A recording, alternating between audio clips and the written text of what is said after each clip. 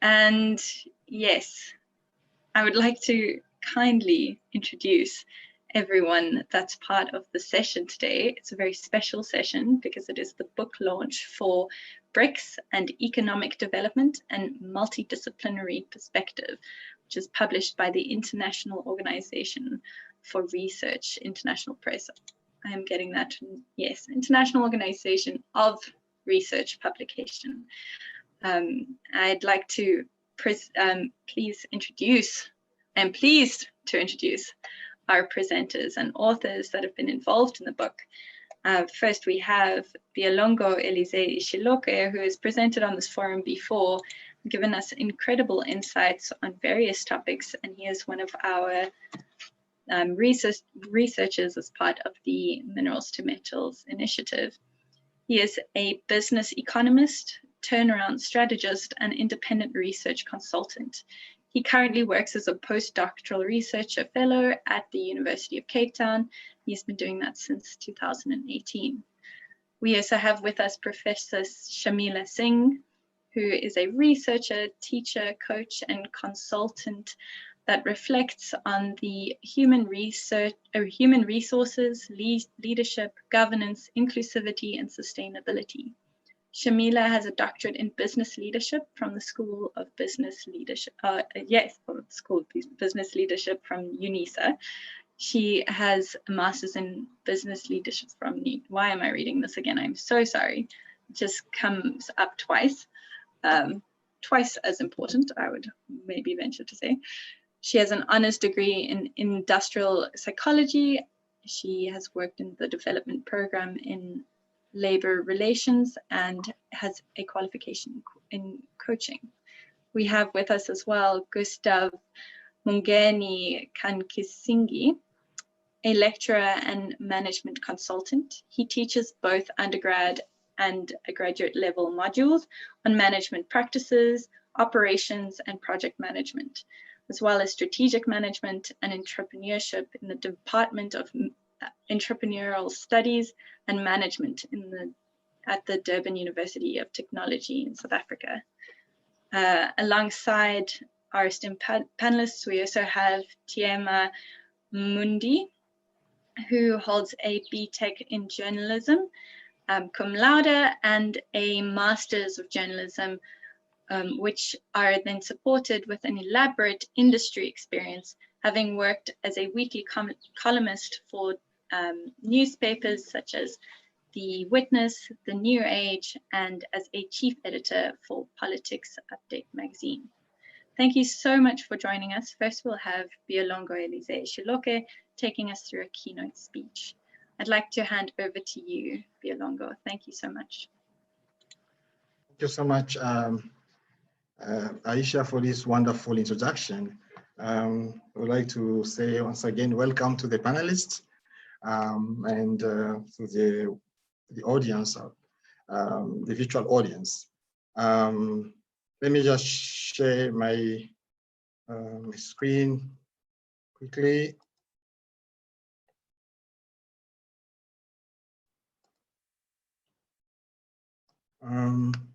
Yeah.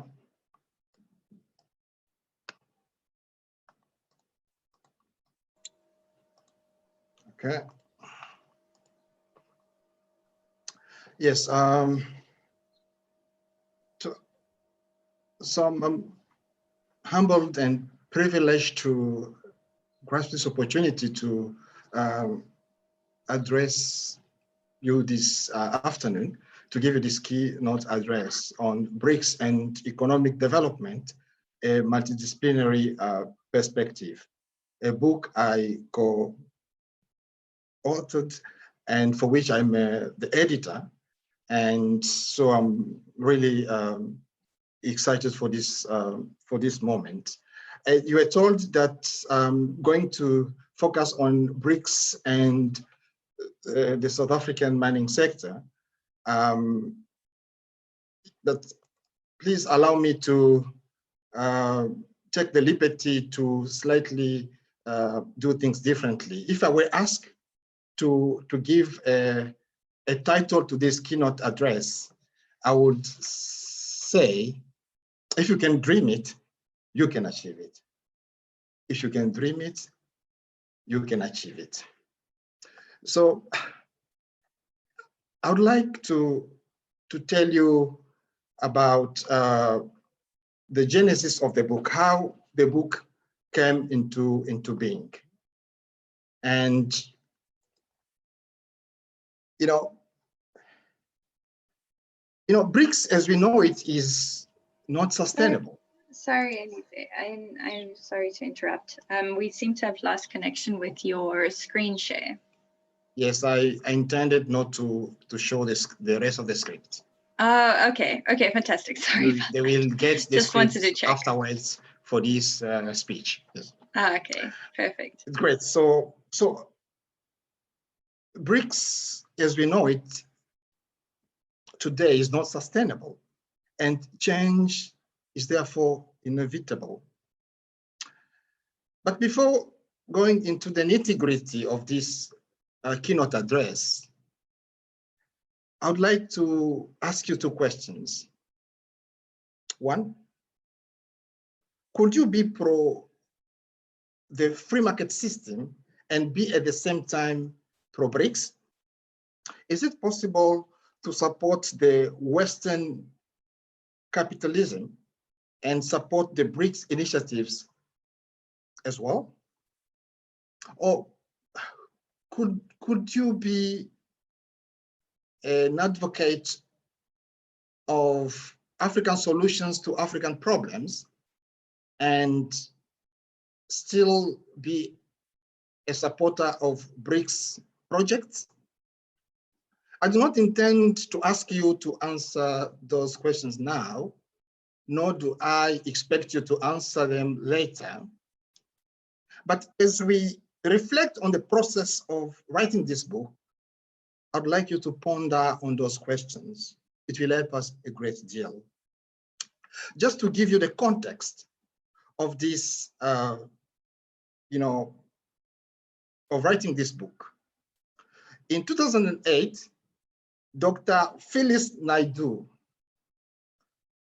was awarded an honorary doctorate at the University of Technology, and she gave a keynote address on that day, in which she told the audience about the Battle of Quito Conovala, in Angola, where, according to her, the comrades fought imperialist forces and they won over those forces.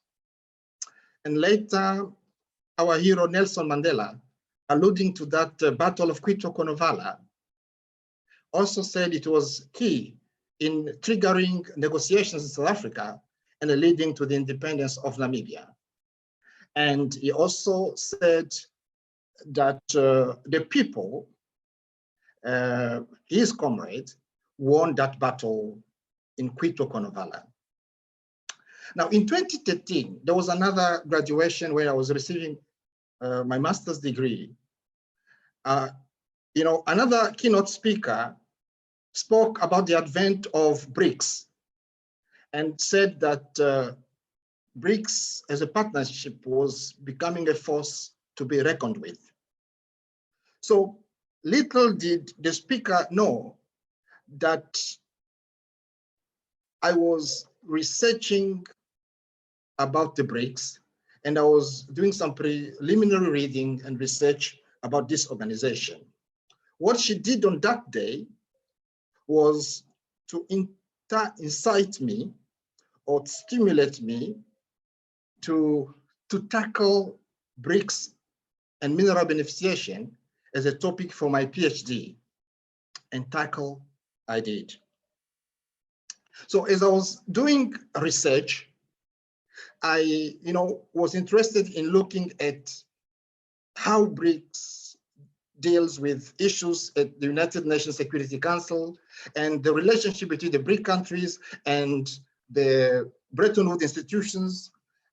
And there is this core idea of the BRICS as an alternative to the World Bank and the International Monetary Fund, which I found fascinating.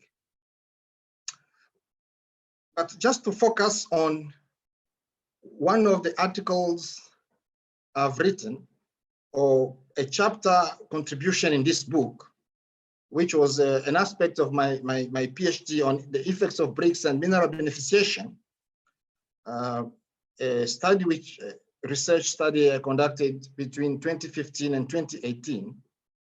Let me just give you some findings. This study found that in the context of BRICS, South Africa and BRICS needed to have a synergy to be able to, to come up with a sound and a gradual mineral beneficiation policy implementation that works for this great nation. So I got very positive feedback from people, and I decided, I found there was a need to publish a book. So I lobbied other people to join, and now we see all these panelists, people, they joined because they fell in love with the project. And the belief was that we believed that diversity is power and beautiful. How did I manage to do it? If you can dream it, you can achieve it. So the book sparked interest, and it's actually, if you read this book, you will be exposed to more or less 10 years of research combined. And you will find an African perspective on multilateral issues. But before we got our ducks in a row, we had to face a number of challenges. Getting a publisher was one of those challenges. And also, some of the papers were recalled before we could publish. I remember we were in Europe, they were asking for something like 50,000 rand. I didn't have that much. But with the support, we raised some money, and we support with our own professor, Johan Peterson, we managed to get the book published in an ebook format. Now, you could be asking yourself, what was the purpose of writing this book, and why was it necessary? So we wrote this book because we wanted to tell the story, a story about the new vision that this BRICS as an umbrella organization was bringing to the world, about new possibilities, new prospects. And we hoped for a better world. But while doing that, we also wanted to do a critical assessment of the situation in the BRICS countries. So you will find when reading this book that you will be exposed to both a carrot and stick approach. Just as we say in French, this saying that goes like this in French, qui aime bien, châtie bien. Who loves well, chastises as well. So one of the solutions proposed in this book, when you read it, you'll find that one of the chapters says that BRICS needs to embrace the BRICS plus, meaning that other countries could join as observers, and ultimately in the future become members of this organization. And maybe the COVID-19 could be an opportunity in this regard. Now, what else can you expect in this book? You'll expect relevant statistics about BRICS outperforming the leading economies. For example, during the World Economic crisis. And also, you will read about the impact of COVID-19 on the BRICS countries. And, you will be told that the BRICS need a job creation strategy. Just to give you one or two extracts from the book. Extract 1, I quote, using a variety of research conducted separately, this ebook discusses matters of economic substance from the African perspective. It identifies the negative scores of the BRICS and seeks to understand its reengineering. End quote. Extract 2. The proletariat struggle is a class conflict between the rich and the poor class. Change comes through the opposition of social classes as they pursue what they see to be their collective interests.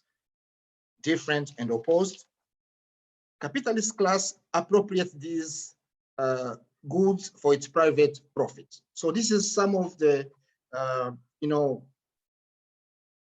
paragraphs you find in this book. Now, in conclusion, what do I want you to do? I want you to be honest, to be critical, and to be you when engaging with the BRICS issues intellectually, to strive for a better world of peace and cooperation between the two blocks, the West and the BRICS, and of course, between these blocks and Africa. And if you are a professor, you are coaching students, you want them to publish, don't give up. Continue supporting them. If you're a student, a researcher, writing a thesis and wanting to publish a book, don't give up. If you can dream it, you can achieve it. What you need to do is, after dreaming, work up, work hard, work smartly.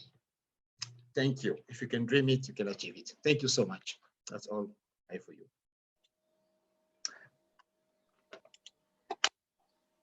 Thank you so much for that incredibly interesting and inspiring speech. I really appreciate it. And I think without further ado, I should hand over because of the tight schedule. But thank you so much, Shamila Singh, Professor Shamila Singh. Will you go forward? Thank you. Good afternoon, everyone, and thank you for the opportunity to present a paper that was published, and I'll soon be able to just share my screen, and then we can go to the presentation of the paper.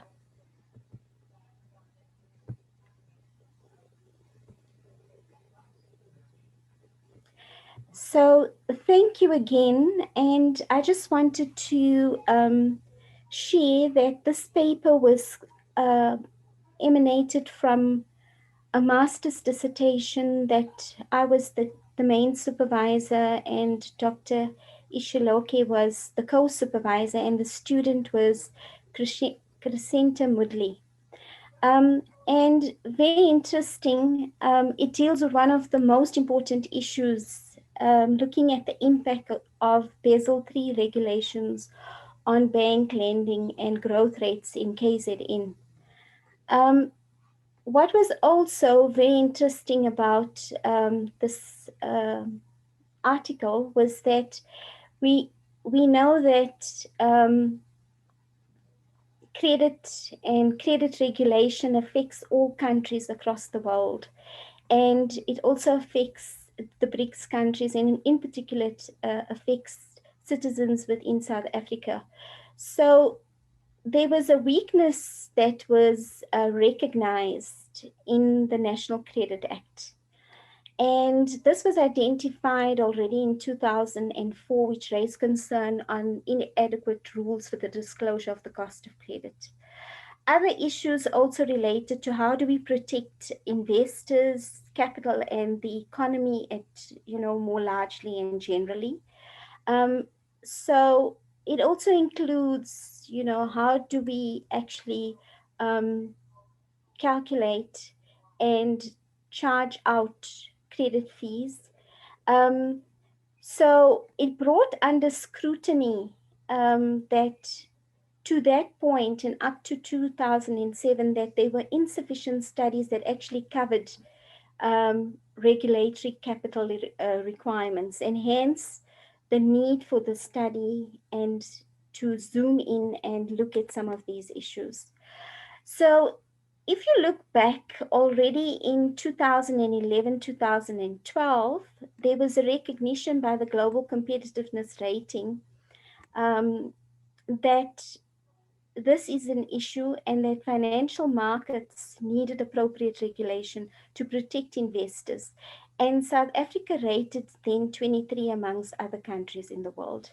So basically, this gave us the reason why the research was necessary and provided a problem statement for the research.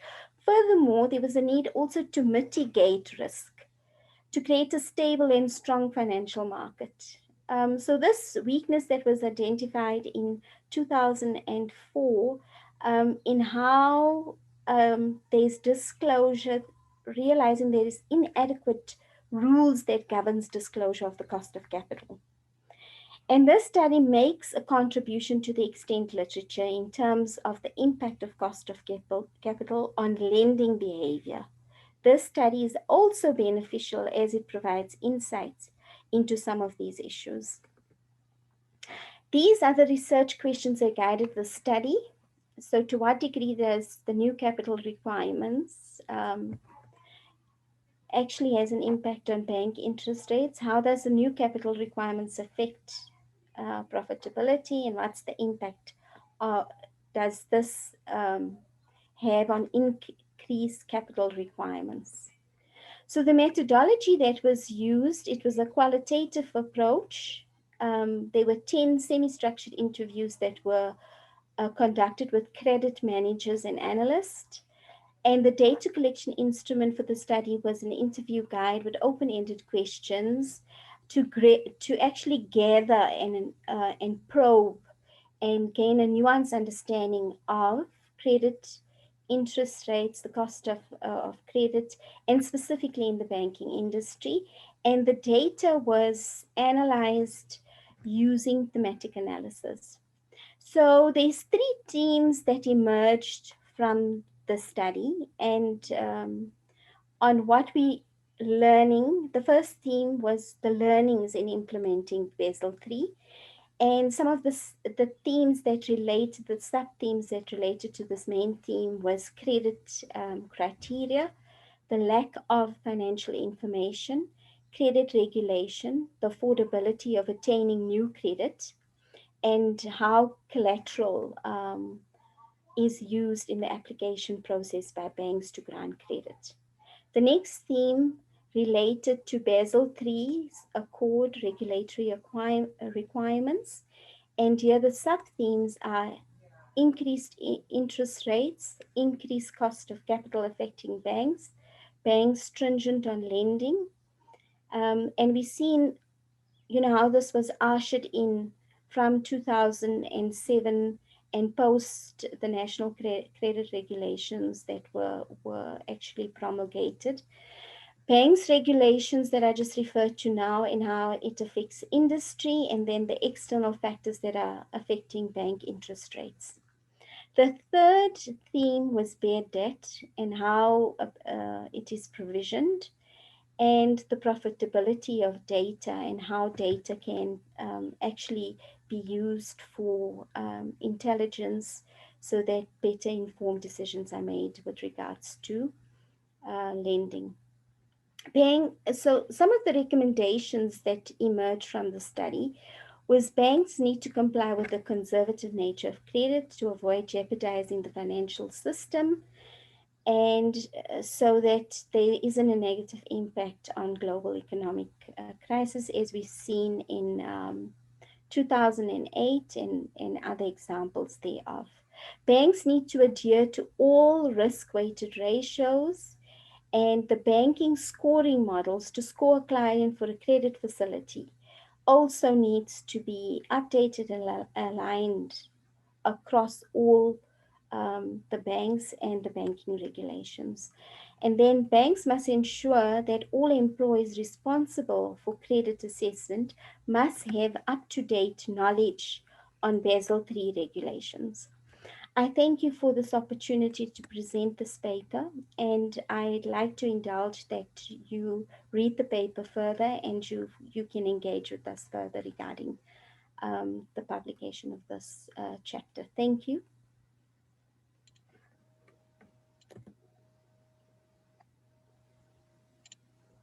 Thank you so much, Shamila, for sharing with us a little bit about the paper, and I'm sure it's definitely enticed people to come forward, either in the Q&A section or to actually read the paper further. I would like to now invite Gustav to the foreground.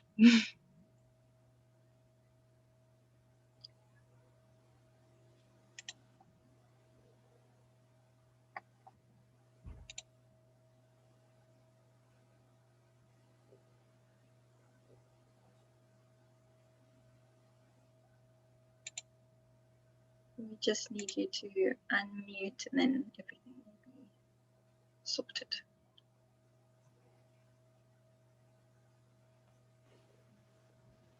Okay, all right. Thank you so much. All right, thank you. All right, I will try to share my screen as well.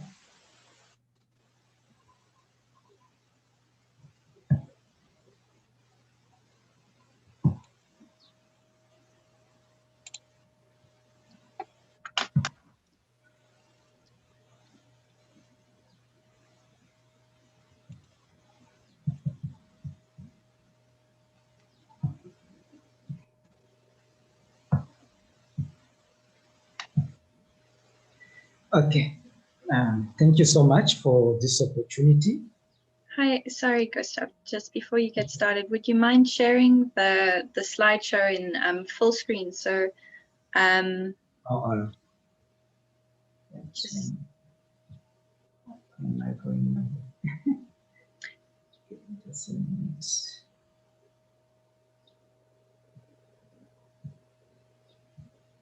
So to do that, you can go to slideshow at the top there. Yeah, right in the top of the screen. You can see file, home, insert, design, and then you can see slideshow. If you click on that. See my screen.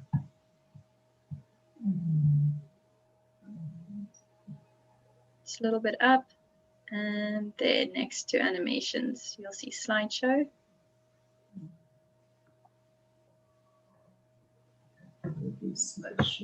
Yeah, that one.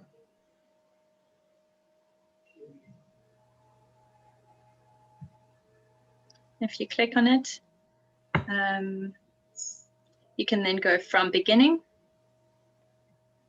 Okay. It looks like FS is the shortcut that I could have told you, but there we go. Sorry about that. Next time. Okay, sorry about that. Thank you so much, Gustav. Take it away. All right, thank you. Well, I was saying that I'm going to present a paper regarding a trajectory of innovation outputs among the BRICS countries. And we're looking at, a critical perspective of Brazil, Russia, India, China, and South Africa. This is in the book that has been published at BRICS and Economic Development, Multidisciplinary Perspective. So this paper was co-authored by Dr. Sheloke, and the whole idea is to look at the innovation perspective of BRICS countries, and it was more about comparison in terms of how they're doing in terms of innovation and how that cooperation among the BRICS could not only focusing on economic aspect of the bloc, but also to look at the innovation performances, and that would be part of the great deal of the economic development of those countries. I need to move to the next slide. Okay, how to go there now? Why my screen is stuck? If you just click down, it will go to the next slide. Yeah, I'm doing that.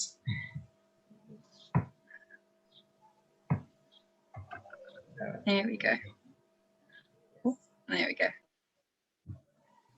So I was saying that, oh my gosh, what am I doing? Yes.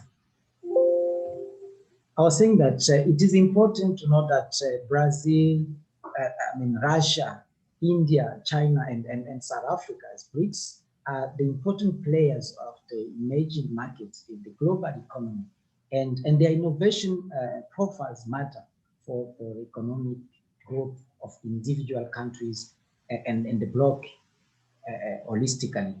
So BRICS countries have individually emerged to assume, a new economic ranking, and this is in terms of innovation, performance, and the domestic, product or GDP. So that was the whole purpose of this paper, is to look at that trend in terms of the innovation aspect of these countries as in comparison to their GDP or their gross domestic product. So that was the purpose. And we say, in this paper, we clarified that it was important to note that innovation as looking at it in the context of the global innovation index. BRICS countries needed to do more in terms of developing the economy, but more in terms of looking at how the innovation and knowledge creation was really relevant in the countries or members of BRICS. So we say that this chapter looks into BRICS from the lenses of knowledge and technology innovation in relation to economic growth. It discusses the matters pertaining to critical aspect of innovation in BRICS countries, and looking especially in the world ranking of BRICS countries, and how this fits into their the context of their them promoting the economic development of their members countries. So that's exactly in terms of introduction. We also elucidated on how innovation matters and effects of innovation on different countries, members of BRICS. And this is especially where we're trying to compare these countries among them within the same bloc and see how they can strengthen their cooperation and assist each other in improving in terms of innovation. So the assumption is that a meaningful innovation effort should be translated into an improved GDP growth. And in terms of findings, we have an interesting result in terms of looking at different countries and how they've been able to improve in terms of their innovation, innovation ranking. And here we can see very well that that's China is dominating the list again in terms of different pillars of innovation that we use, or innovation approach that we use, in terms of knowledge creation, in terms of knowledge impact, also in terms of knowledge diffusion. So you can see China is ranked 4 in terms of knowledge creation, is also ranked, that's internationally or globally. We also see that China is ranked number 1 in terms of knowledge impact, as well as number 22 globally in terms of knowledge diffusion. And this obviously also can be observed into the bloc, that China was still leading the way, followed by Russia, and obviously also catched by India because of its ICT development. But we still observe that South Africa and Brazil were lagging behind in terms of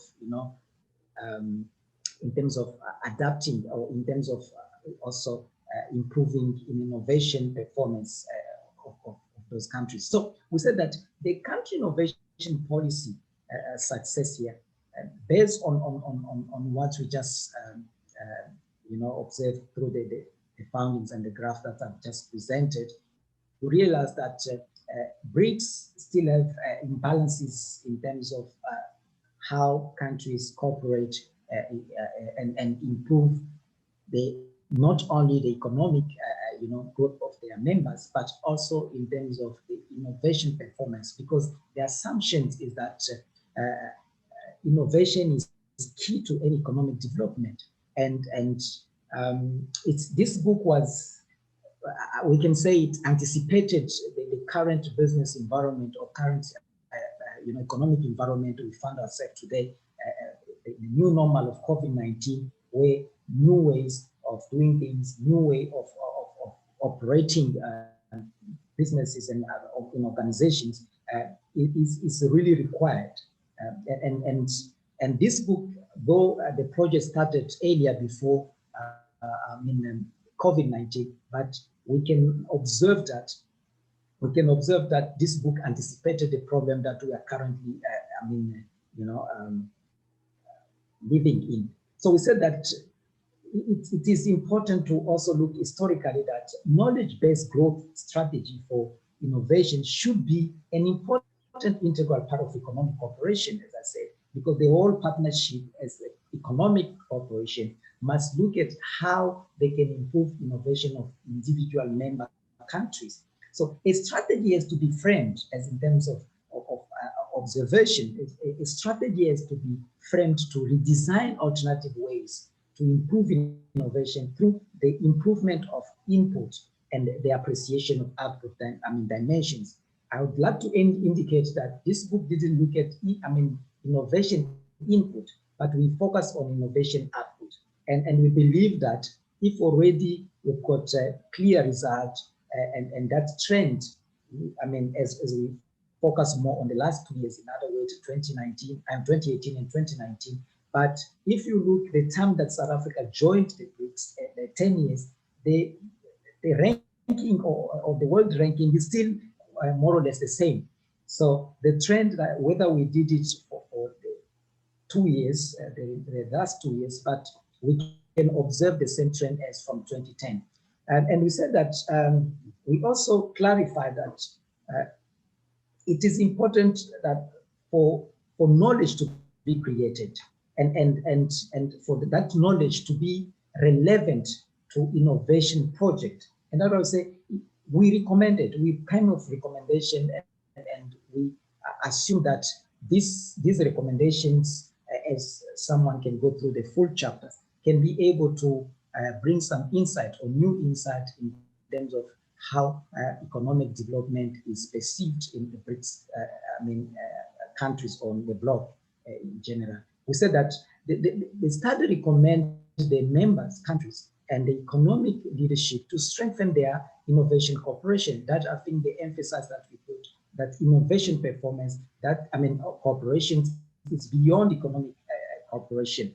And furthermore, we say that the members must revisit and adapt their education systems to innovation aspirations of their member countries in order to produce knowledge that is relevant to innovations and economic development.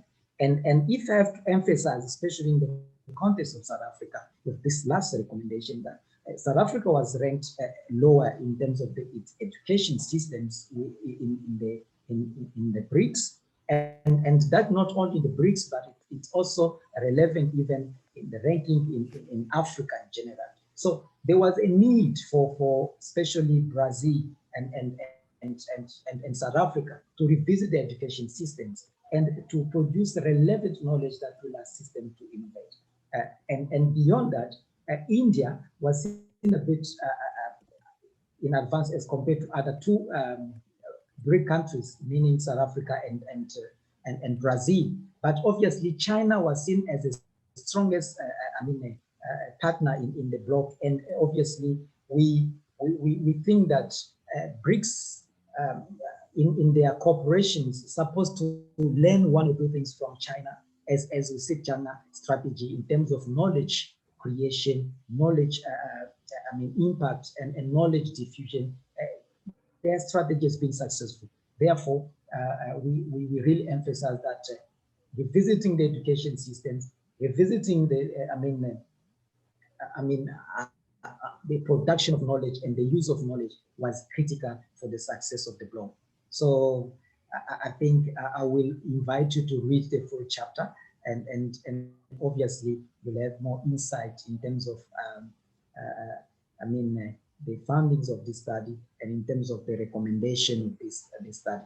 And also I'd like to take this opportunity to thank the organizer of this event, and also Dr. Ishiloke for this opportunity to be part of this book. It's really a good experience, and it has been a good experience, and I hope it won't be the last experience.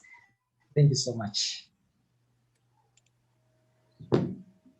Thank you so much, Gustav. The sentiments are completely shared. We're really blessed to have all these fantastic presenters on the panel today, dealing with a very fascinating topic. I think BRICS is, yeah, the kind of geopolitic around BRICS currently in our current climate, and how it should function as a leader within emerging markets. Its role is really critical to unpack and hopefully strengthen. And I appreciate this perspective of innovative research sharing, developing some sort of cooperative platform, and how BRICS can facilitate that. I think that's an incredibly crucial point. So I'd like to now hand over to Tiema, who will take us through the next presentation. I would like to also maybe mention that we might go over time slightly. I do see there are a few questions, and they're quite in depth, so we might end up going over by 5 or 10 minutes. I hope that is fine. But yes, let's hear Tiema. Please join us. Okay, thank you. Can you hear me? We can hear you. We just can't see you currently. Okay. Let me just sort out so that you could see me.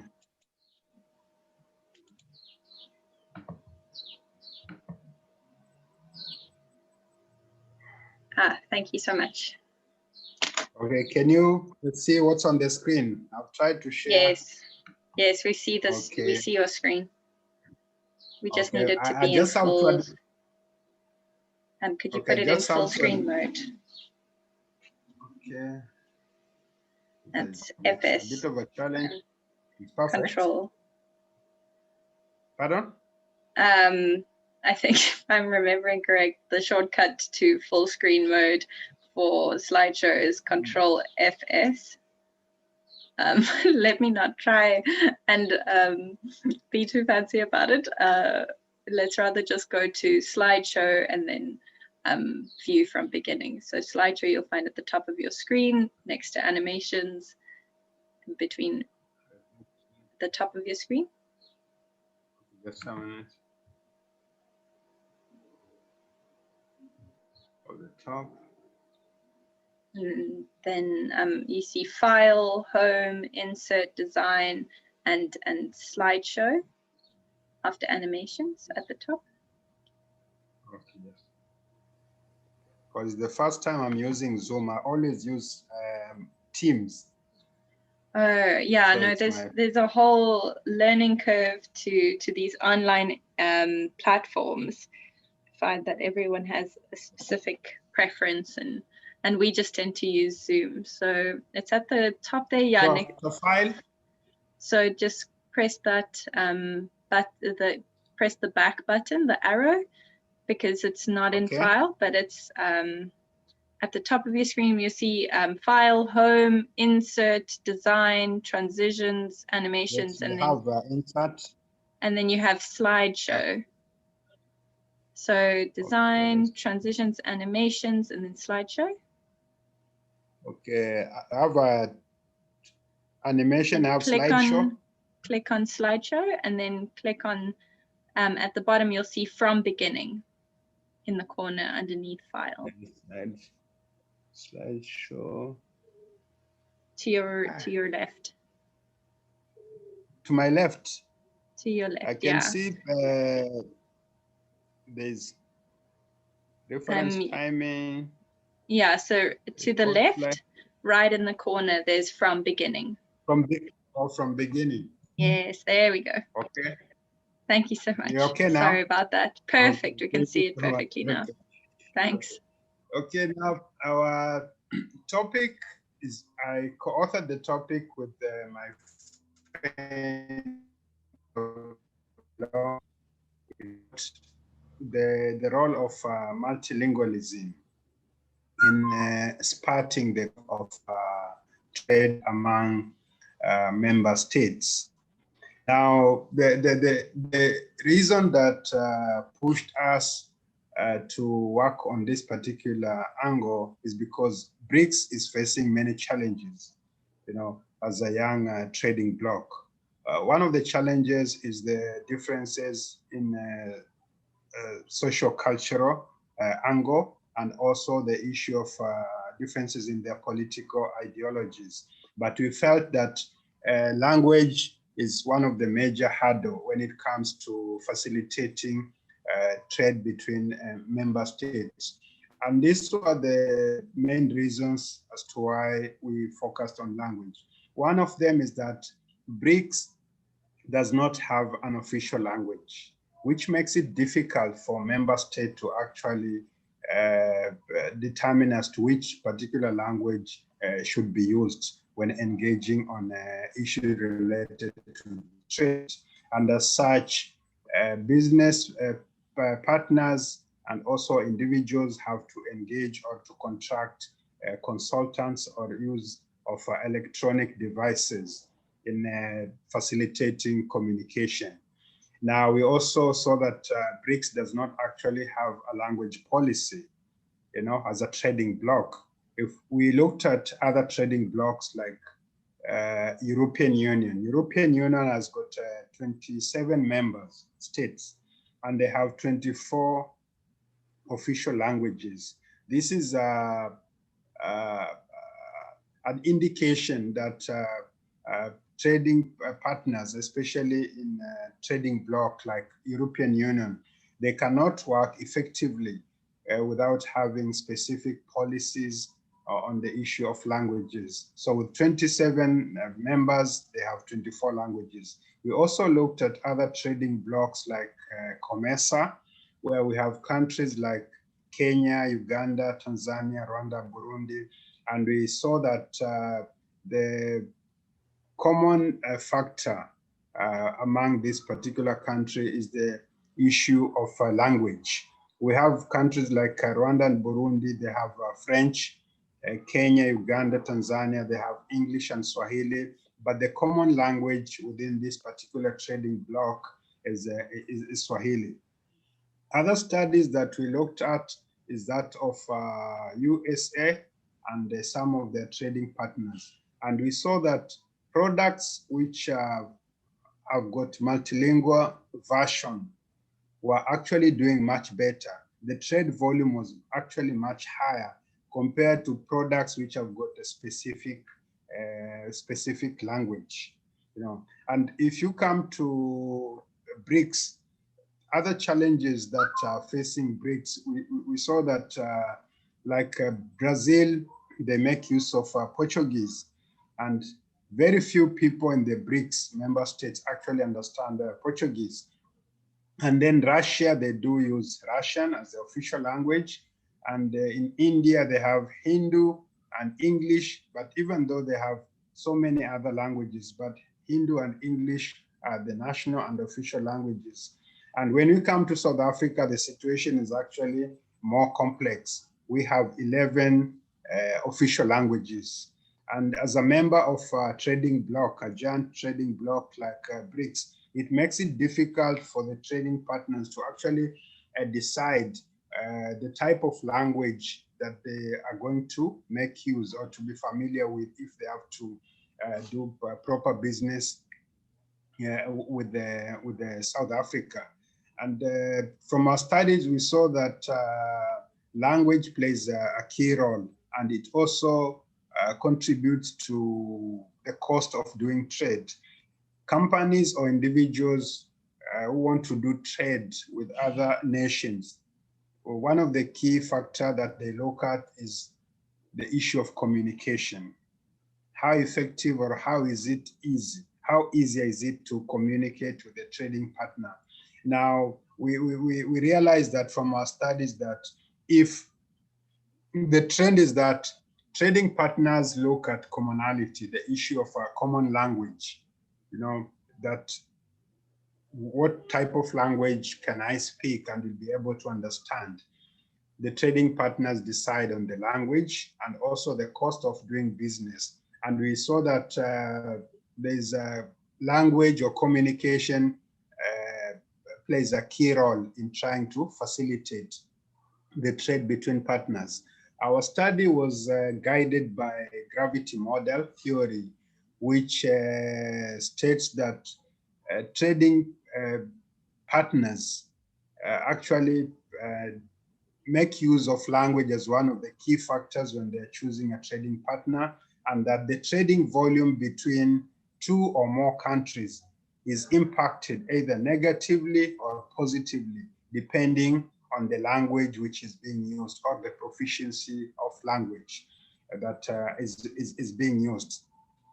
So we also looked at the possible scenarios that could actually, or approaches that could actually be implemented by member states. Sorry to interrupt. Yes? I just wanted to make sure that you are showing the slide that you want us to see. Okay, do you have the slide? Can you see the slides? I can see the slides now.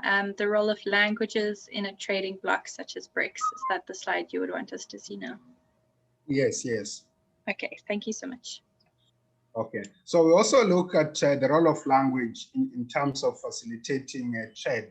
We saw that from the various studies that we looked at is that decision-making is also based on the allocation of resources, is based on the type of language that is to be used, and that language distance, meaning the difficulties in having an effective communication between two trading partners is a key determinant as to who has to do business with who. Now, our findings show that BRICS needs to come up with strategies and approaches that could promote the use of multilingualism in the member states and also within the BRIC as a trading bloc. One of the recommendations that we came up with with this particular study is that each member state should come up with policies that promote the teaching and learning of foreign languages in educational institution, and also BRICS as a trading bloc also need to come up with official languages and also a clear policy that could guide the member states and also businesses and individuals from different member states as to what type of language or what is the position of BRICS in terms of the language that have to be used.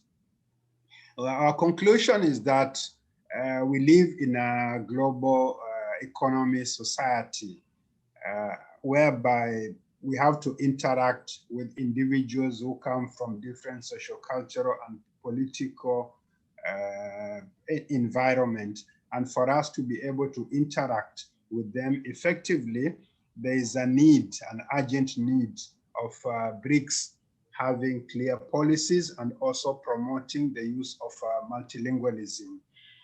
First, in terms of producing products which have got a multilingual version, and also the promotion of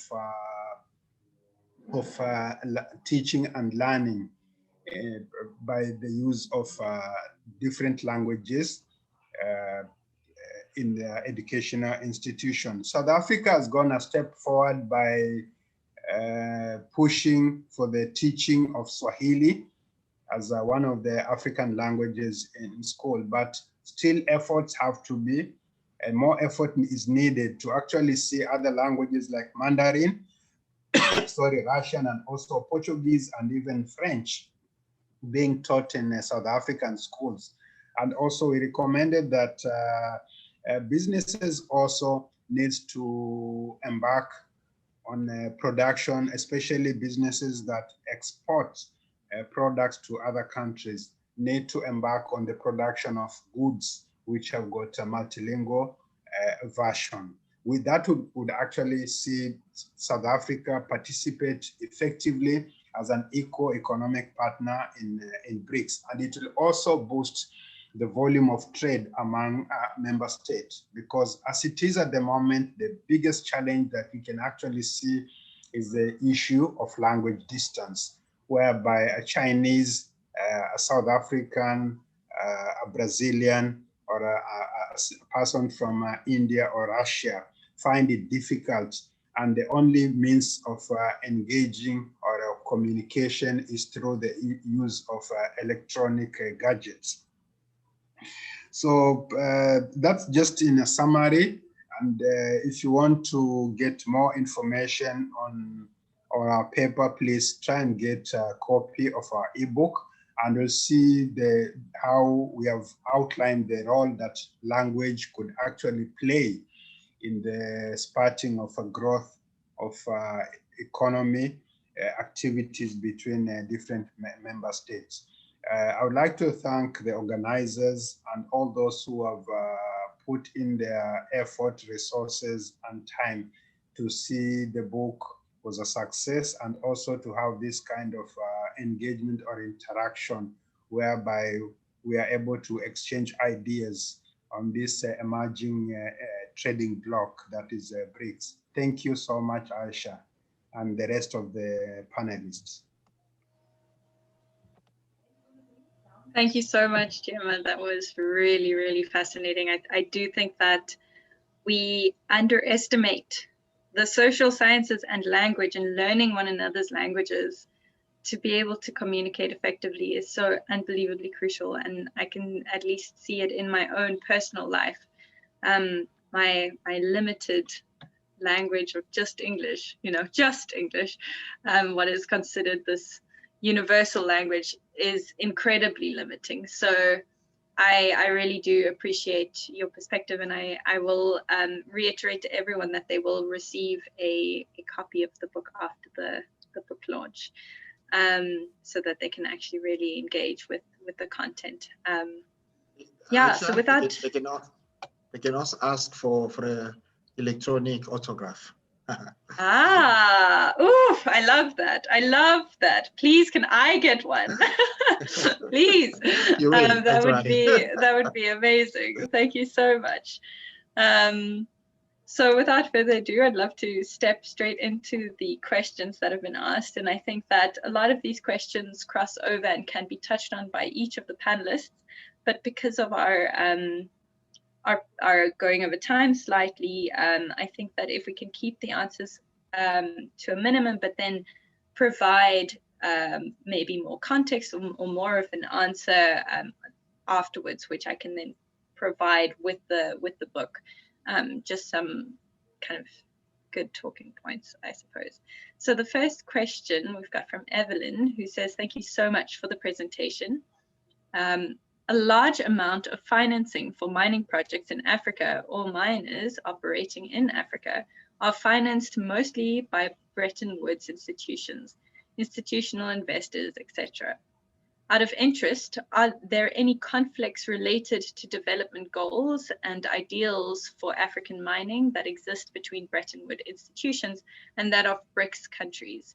What are the parallels that exist? What opportunities are there for harmonizing development ideals without the BRICS ideals being overshadowed?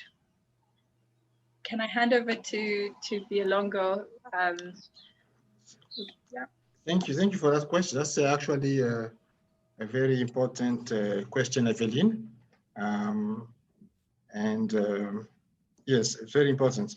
So yes, just to answer you, yes, financing of mining projects in Africa has traditionally been done by the Bretton Woods institutions, the World Bank, and the International Monetary Fund. And that's correct. And so the BRICS, now that want to also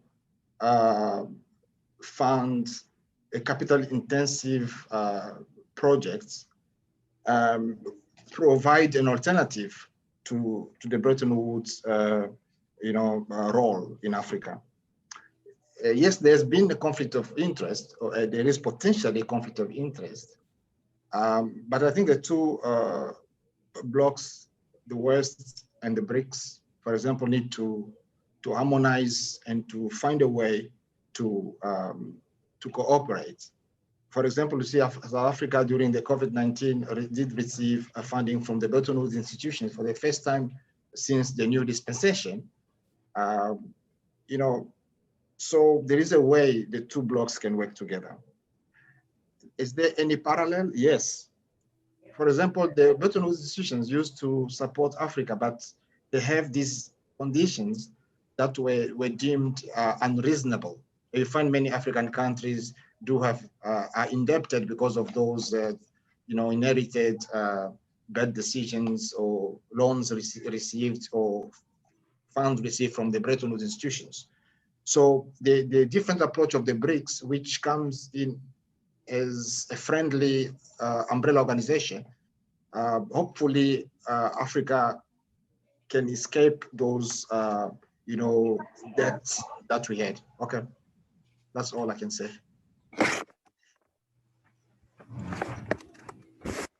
Thank you. I think we can hear feedback from Shamila. You've unmuted yourself. Would you like to speak to that point, that question?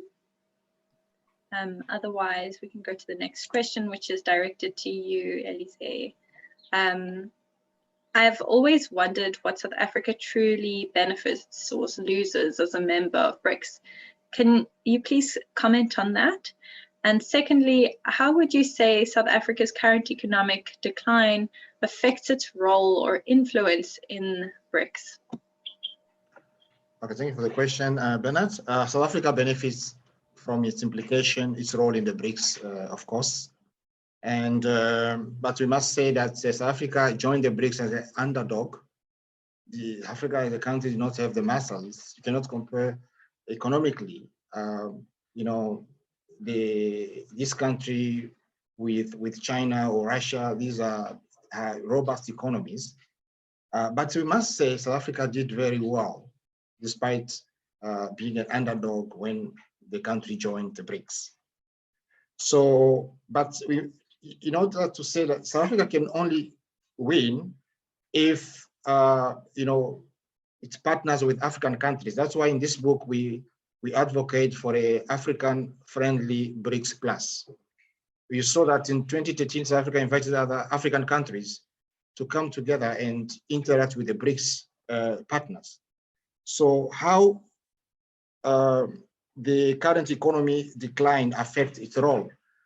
Not very much, because the BRICS is in a position to help with the new development bank, of which the branch is in Johannesburg. Okay, thank you. Just to answer briefly because of time. Okay. Thank you so much. Yeah, no, I know time is not with us. We have so much more. I mean, I have a ton of questions, which I'll just have to send you afterwards, and I'll just expect answers. We have Gustav that wants to add to that question. Would you mind turning on your video? And there we go. Well, yes, just to add to what Dr.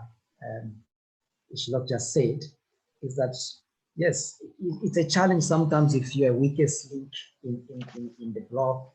But as I indicated even in the chapter, is that in the context of innovation that today also reflects economic development, we need to make sure that we learn from the, sometimes they say you must climb to and sit on the shoulders of the biggest one, as we're referring to China.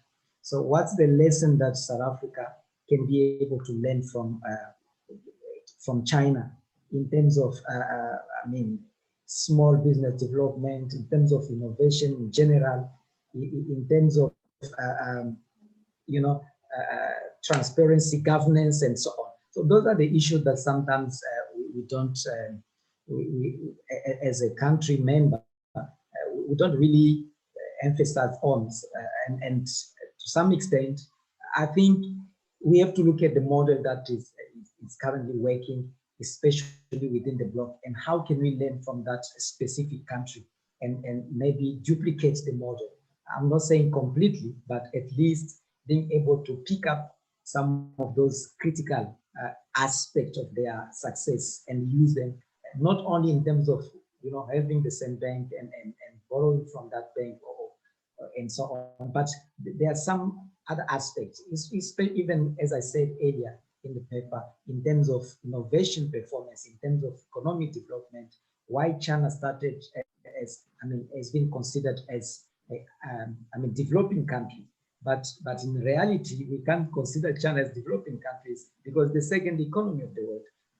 What can we learn from China? That is the question. And I'm talking about what is correct and what is right, still keeping our own values, but we still have also, we can also have a lesson to learn from China and maybe duplicate it in our own context. Thank you.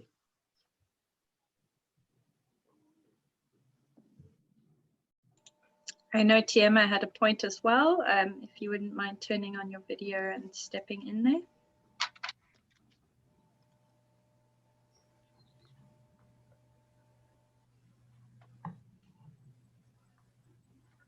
No, I will leave it to my colleague here, Mr. Dr. Bielongo, at least to put in some points, one or two, because he was also part of the project. So I do not want to be greedy and take everything away from him.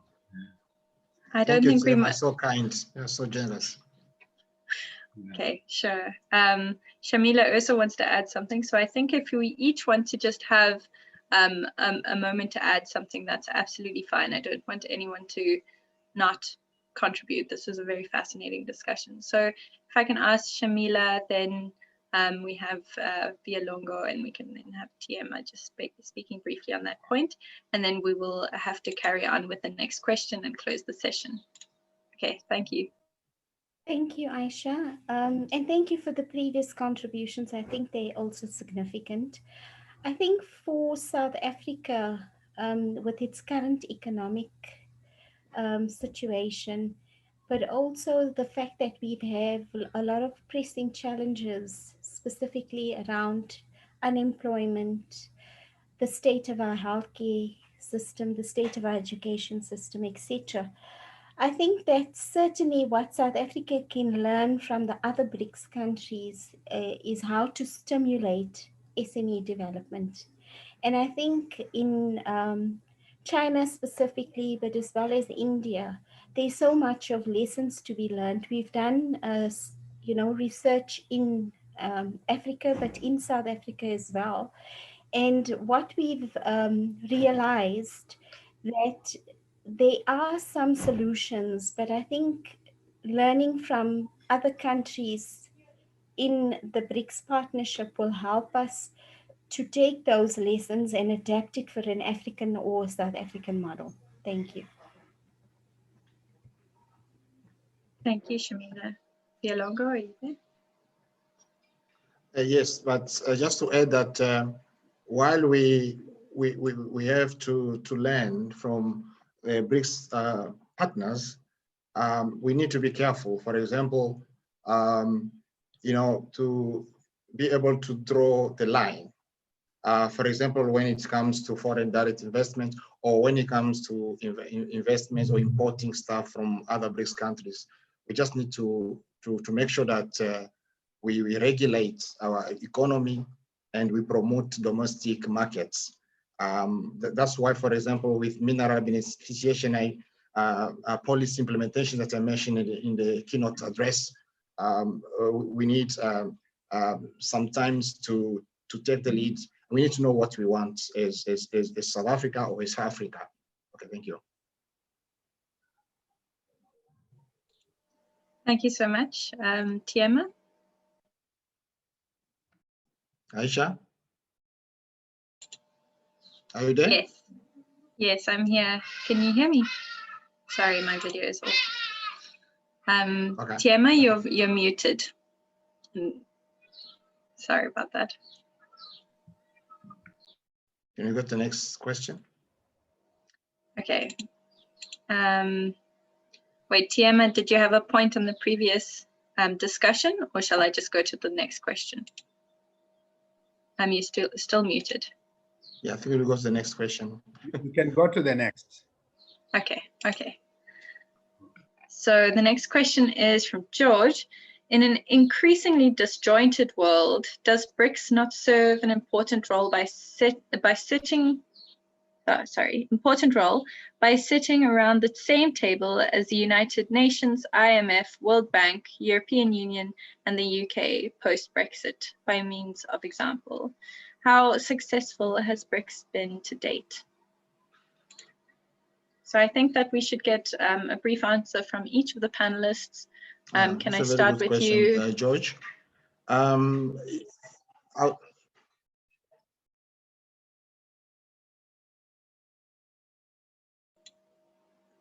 ahead, sorry. I think I cut you off. So okay. Yeah, you can go, and then we'll do the same order and kind of closing remarks from you, Bilongo, then we have Shamila, Gustav, and then Tiema, and then we can close the session after partly answering and partly closing. Thank you. Yes, thank you, Aisha.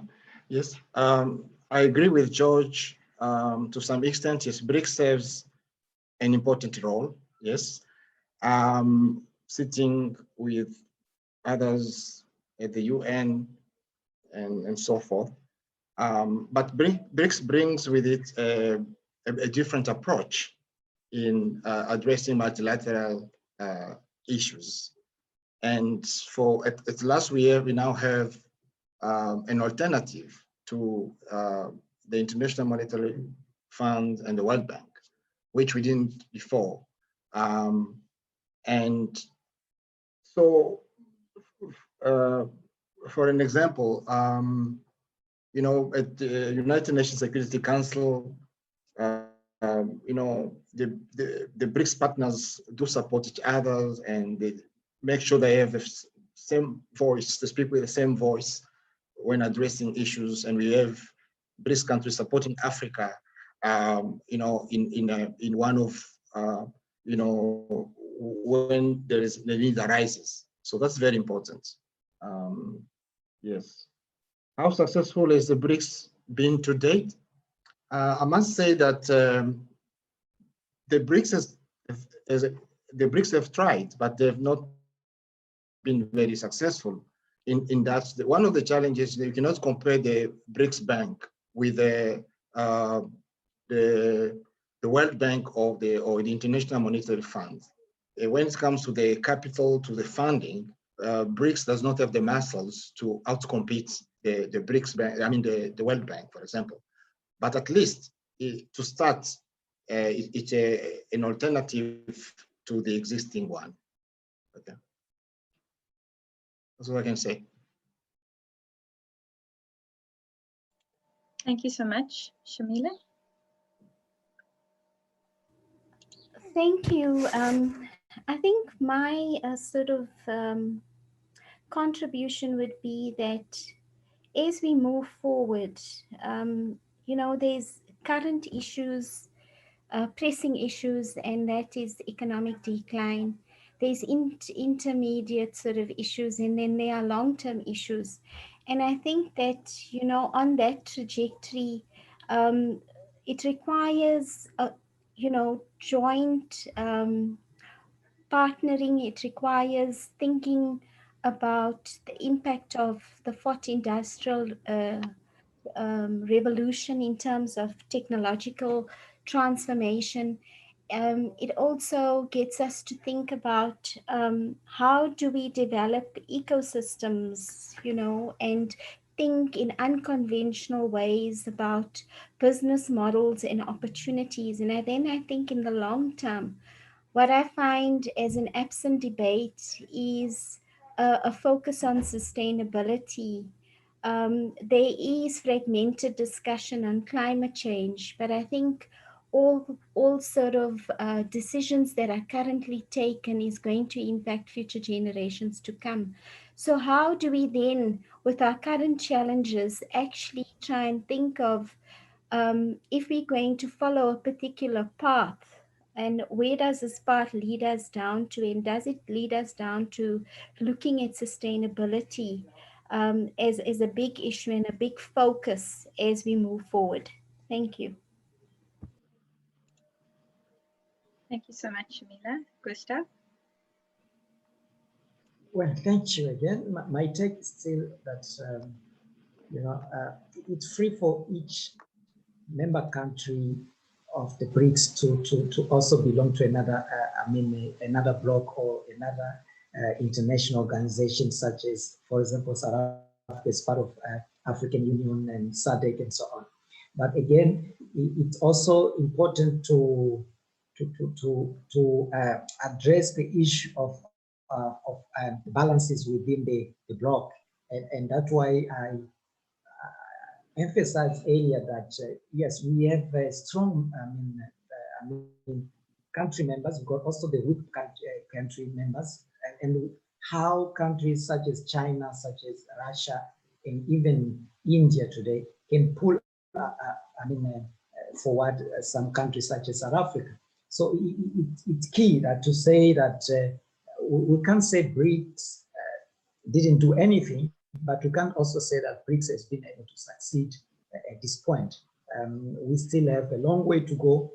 And as I said, in terms, if you look at the chart presented, in terms of, ranking in terms of innovation, as Prof. Shamila indicated, the fourth industrial revolution, we realize that China is far, ahead of, as compared to other members. There should be some kind of a balance. There should be a new conversation around how, that cooperation can be more strengthened, and to make sure that other countries such as weakest link in the bloc, such as South Africa, can be able to benefit. Otherwise, we can also, as Africa in general, because we are also connected to BRICS through South Africa. And if South Africa doesn't have clear definition of their belonging to that bloc, it may also affect other countries in Africa who are also, trying to get their way through the BRICS bloc. Thank you. Thank you so much, Gustav. Tiema, would you mind?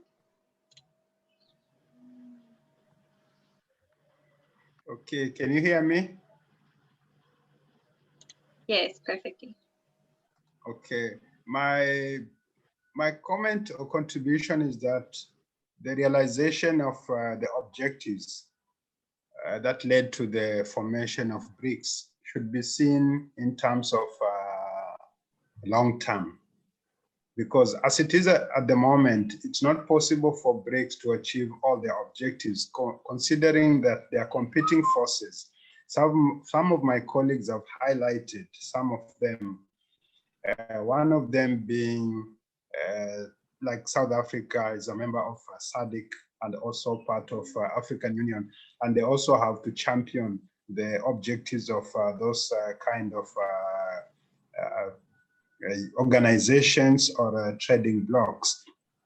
And when we look at China, also some of my friends have said China or Russia, we cannot compare the economic might with that of South Africa or Brazil.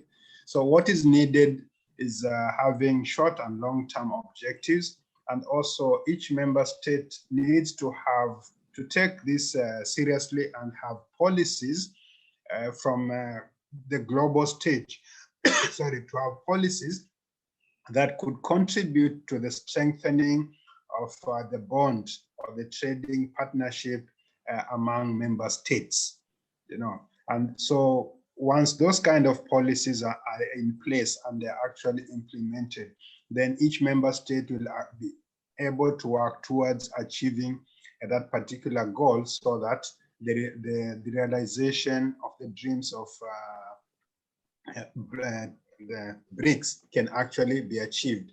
But as it is at the moment, BRICS is actually crawling, and the competing forces surrounding the formation of BRICS, whether social, cultural, or political, are actually massive. And it only requires a very strategic planning in terms of policies and also in terms of political goodwill for them to be able to achieve their objective. Thank you so much, Aisha.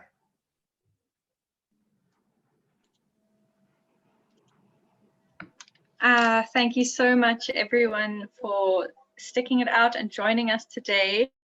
I apologize for going over time, but I do think we needed to give this time to the topic, and I really do appreciate it so much. You will get an email with the electronic copy of the book, specifically the participants and attendees of this session. They will receive one, and it will be made available to you soon. And thank you so much to all of the panelists. They're incredibly insightful. I know that this shot of information will inspire people to come forward. I've already received one question asking eagerly after the book, and I know that it's stirred quite a lot of international interest. And let's keep this fire building and start spreading this information out there. So thank you so much. The plan is to disseminate and to get this information out and get contributions. So if you have something else to add, or other people that would like to contribute or be a part of this conversation around the book, please do not hesitate to reach out to us. And yeah, last thank you for everything, and I hope you all have an incredibly lovely and restful rest of the day. Thank you, Aisha. Thank you to you, because you are the one who took the initiative to organize this book launch. And thank you to Prof. Jochen Petersen for the opportunity to publish this book. It's wonderful. It is just wonderful. Huge congrats to Jochen and his team and everything that's going through that. Thank you to the panelists for being part of this winning team. This is not the end, so we'll need you in the next. Not by a long shot. Okay. Great. Bye, everyone. Thank you. Bye. Thank you. Bye.